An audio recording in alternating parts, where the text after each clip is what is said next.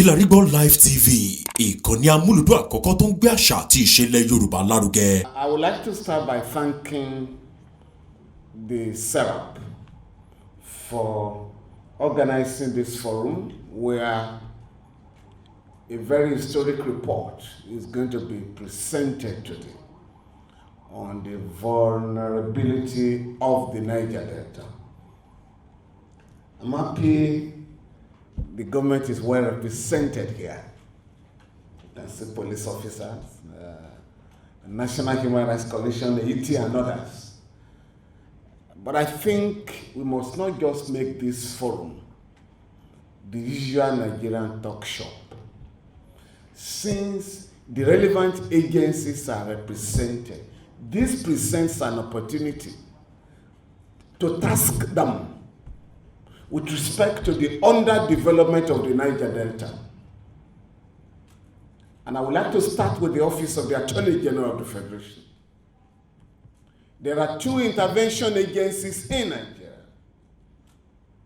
that are similar in terms of their responsibilities to the oppressed people of our country: the Niger Delta Development Corporation and the Northeast Development Corporation. Whereas the Northeast Development Corporation has a board in place since 2015. The Buhari regime has hidden under one excuse or the other to treat the Niger Development Corporation as an extension of the Ministry of the Niger Delta. There's no provision in the law that puts the NDDC under the Ministry of Niger Delta.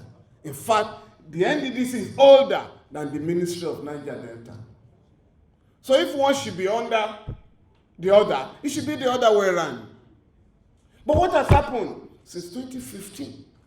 You are either told that we are investigating fraud in the NDDC. Oh, we have set up an audit committee to investigate allegations of fraud.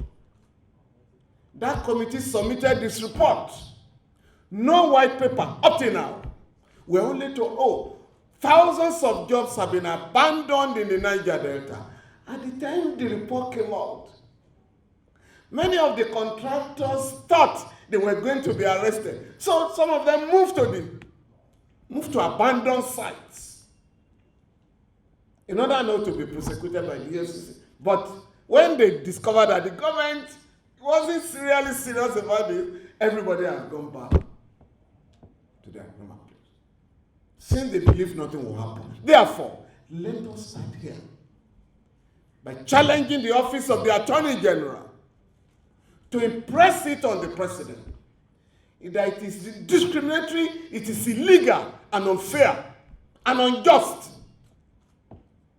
not to reconstitute the Niger Delta Development Corporation. It makes room for illegality.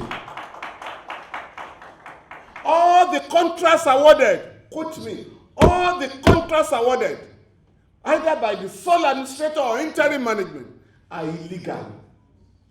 Because sole administratorship is unknown to the NDDC Act.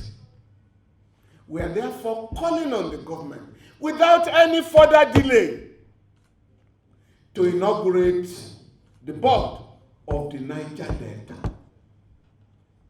Secondly, the government must release the report of the forensic auditor so that projects that are abandoned can be taken up by the communities affected in the Niger Delta. Roads have been abandoned, schools have been abandoned, electricity projects have been abandoned. We want to know who has taken money, billions of naira, and abandoned this project. For the National Assembly, please, National Assembly people, you have your job cut out for you. You carried out a probe recently, I think House of Reps, where somebody was collapsing. How will you not collapse if you cannot account for billions of naira? So please, we must have the report of the House. It must be published so that again we can follow up and track those who have looted the wealth of the Niger Delta. So let me challenge the people of the Niger Delta here. We're not just talking of NDDC alone. You must find out what the Ministry of Niger Delta is doing. You must also find out what the state governments in the Niger Delta region are doing with the 13% derivation. These funds are meant to alleviate the terribly poor living conditions of the people of the Niger Delta. So we must ask for explanations. We must demand information. If you identify any abandoned project, please send information to Sarah. I can assure you, I have been requested by Sarah to take up such matters. Henceforth, we are going to court locally and internationally. My name is His Royal Majesty Solomon Akbohiro Kukere III, the Ovia of our Kingdom from Delta State. Well, the workshop is a nice one. I've gained a lot today. The issue of Niger Delta, like to me, first of all, the government are not doing enough to see that the Niger Delta is properly taken care of. The agencies that are being set up to govern or to control the oil within the Niger Delta or within the region, the agencies are collaborating with the people who are stealing the oil. In view to that, it has made oil production to drop.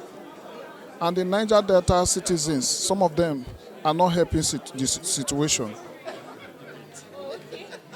Imagine for this period, so many agencies have been established, like NDDC, Ministry of Niger Delta. We thought within this period, these agencies have been established. You can see that nothing to show. Why?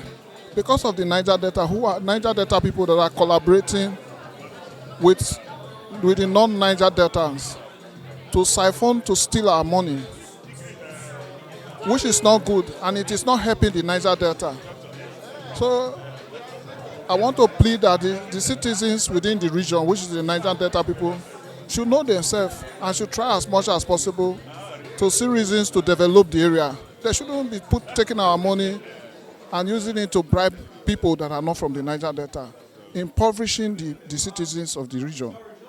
When the Niger Delta need to develop. And another thing too, these oil companies are not doing enough to see that after the oil, what will be the future of the Niger Delta. So the oil companies should also come up with system or method to see that not just taking the oil away, rather they should put infrastructures that after the oil, what will be our future. So they should also invest on things that will bring progress to the region of Niger Delta. People of the Niger Delta, you must take up the oil companies very, very seriously. I cannot see any reason why oil workers and management staff are living in Nigeria as if they are in America and Britain. Yet, the oil-producing communities live in darkness, in squalor, in poverty, in want. This should stop. Because they are making billions of dollars from your region. For that reason, we must stop the humiliation of our people. Every community in the Niger Delta must have functional electricity. The other point that is important, we must take advantage of this forum to expose the government for the claim that they do not know those who are stealing oil in the Niger Delta. I hope the government people are going to listen here. For the first time in 50 years, we are unable to meet our OPEC quota in a very shameful manner. Our quota is 1.8 million barrels of crude oil per day. Today, the government claims that we are producing only 900,000 barrels. What that means, at $100 per barrel, is about $99 million per day. We cannot be producing oil for thieves. No responsible government in the world today can say, sorry, we don't know oil thieves. Do you understand? Because technology has gone beyond this level. We have 36 oil terminals. Only 20 have meters. So for the remaining 16, deliberately, we don't know how much oil is produced. We don't know how much oil is taken out of those areas. So we must insist that the government, as a matter of urgency, must acquire meters for all the oil terminals. I don't want to go into other areas where we are being deceived. Because you are told now that fuel imported to Nigeria is being smuggled to West African countries, and therefore we are spending, according to the government, 4 trillion per annum, which is going to go to 6.5 trillion per annum. So you have money for smugglers. There's no money for education. Our students are home. So I am therefore also telling you that it's a lie, quote me, to say that they cannot track smuggling. It's a lie. No government can say that. In fact, it's primitive to say that. It's like saying we cannot catch armed robbers. Why are you a government? I did say this and I've not been challenged. I said it publicly last week through your forum challenge that on 8th of August 2018, the Federal Executive Council approved 17 billion naira for the acquisition of a software to track ships that are loading fuel in Nigeria and to monitor crude oil, and to monitor where the crude oil is being taken to, and also to track all tankers loading fuel anywhere in Nigeria and taking them to wherever. 17 billion naira. That money was criminally diverted. And that is why they will tell you, we do not know the criminal that has smuggling fuel out of Nigeria. You don't pass through the bush when you smuggle. You go by tankers. And the Comptroller General of Customs, Colonel Hamid Ali, has gone to the National Assembly to say that the NNPC is lying, that you cannot smuggle the volume of fuel they are talking about out of Nigeria. Nobody has seriously challenged it. The Minister of Niger Delta, Minister of State for Niger Delta, Mr. Temporary Silva, has also said publicly, he told the media that the fuel importation scam is a criminal enterprise. So if government officials are saying this, people of Niger Delta, Sarap, we must all wake up to demand a stop to the criminal enterprise, according to the Minister of Niger Delta. And in particular, since the President of Nigeria is the Commander-in-Chief of the Armed Forces and the self-appointed Minister of Petroleum Resources, the people of Niger Delta must insist to be treated equally with the people of East region. There should be no discrimination under the law because of where you come from. Therefore, with the fact from today, while we're thanking Sarah, we also want Sarah to join the legal battle to compel the government to reconstitute the board of the NDDC, to release the white paper on the forensic report. We equally call on members of the National Assembly, particularly the House of Reps, to release the report of their own investigation. And for Naiti, please, Naiti must also collect the $6.5 billion taxes or royalties not paid by the oil companies operating in the Niger Delta. They claim they have recovered part of the money. You must recover the entirety, because part of that money should go for the development of the Niger Delta. Thank you very much. My name is Powede Dibekeme. I am very much pleased with this organization. I want to commend SERAP for this laudable and very interesting report presentation. It talks about the Niger Delta. It talks about my region. And I believe if we continue to engage in this dimension, I think the Niger Delta will definitely be a better place. I think the whole issue we have in the Niger Delta is the issue of underdevelopment. And as a result, the issue has been complicated. Basically, it is not because we do not want to develop. It is just because the system have really underdeveloped us. All we are saying is a review of the system so that we can enjoy the goodness of development. Like we are oil, talking about the oil that is making Nigeria to be wealthy, yet it is gotten from our backyard, from the Niger Delta people, and we are still in abject poverty. That is why you are seeing the unrest. That is why you are seeing the agitation.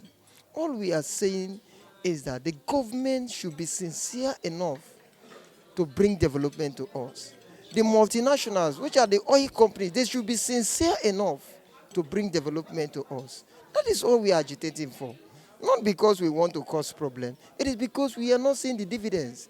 When we go outside our states, outside the Niger Delta, to places like Dubai, to London, we are seeing different things. We are seeing beauty. We are seeing development. When we come back, we are seeing abject poverty. And you think we should be happy? No. All we come here to say is that the government should be sincere enough to bring development. We need roads. We need good schools. We need quality health facilities.